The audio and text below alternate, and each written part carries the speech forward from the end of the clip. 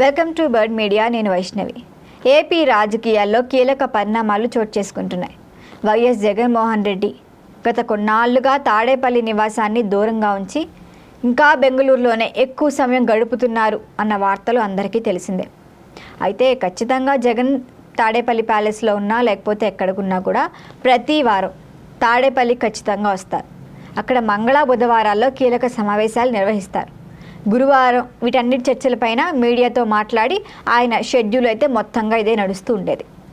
మరి అయితే ఈ వారం ఈ పద్ధతి కనిపించలేదు. దీంతో రాజకీయ వర్గాల్లో కూడా అనుమానాలు మరింత పెరిగాయి.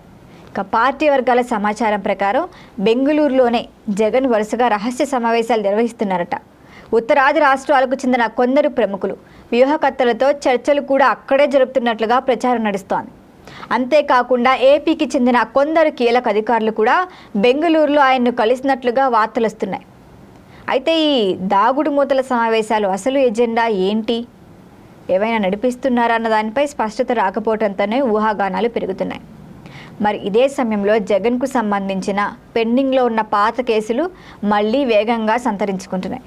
మద్యం కుంభకోణం కేసు దర్యాప్తు వేగవంతమైందన్న ప్రచారము ఉంది. ఇక కల్తీ వ్యవహారం కూడా ఎట్లానో స్టిల్ ఇప్పటికీ రన్నింగ్లోనే ఉంది. అంతేకాకుండా ఎప్పటి నుంచో వెనకబడిపోయిన వైఎస్ వివేకానందరెడ్డి హత్య కేసు విచారణ కూడా కీలక దశకు చేరుకుందని తెలుస్తోంది. మరి ఈ పరిణామాలన్నీ జగన్ను రాజకీయంగా ఒత్తిడికి గురి చేస్తున్నాయా అనే ప్రశ్నలు కూడా వస్తున్నాయి. మరి మిగతా వాళ్ళ అభిప్రాయం ప్రకారం ఈ పరిస్థితుల్లోనే జగన్ భవిష్యత్తు రాజకీయ వ్యూహాలపై మంతనాలు జరుపుతున్నారట. పార్టీ కార్యక్రమాల కంటే చట్టపరంగా ఎట్లా వెళ్ళాలి, వ్యూహాత్మకమైన అంశాలు ఏంటి, వేటిపై ఎక్కువగా దృష్టి పెట్టాలి అన్నట్లుగా కూడా తెలుస్తోంది. మరి బెంగళూరు ప్యాలెస్ వేదికగా జరుగుతున్న ఈ సమావేశాలు పూర్తిగా గోప్యంగా ఉండటమే అనుమానాలకి కారణమవుతున్నాయి. ఇక ఇదిలా ఉండగా విజయవాడలో జరగాల్సిన వైసీపీ ఇఫ్తార్ విందు చివరి నిమిషంలో వాయిదా పట్టడం ఇది ఇంకో రకమైన చర్చకు దారితీస్తోంది. పార్టీ అధినేత హాజరు కారన్న సమాచారం వెలువడగానే కార్యక్రమాన్ని నిలిపివేయటం చేశారు. ఏదేమైనప్పటికీ ఇది ముస్లిం మైనార్టీ వర్గాల్లో కూడా తీవ్రంగా అసంతృప్తిని కలిగించింది.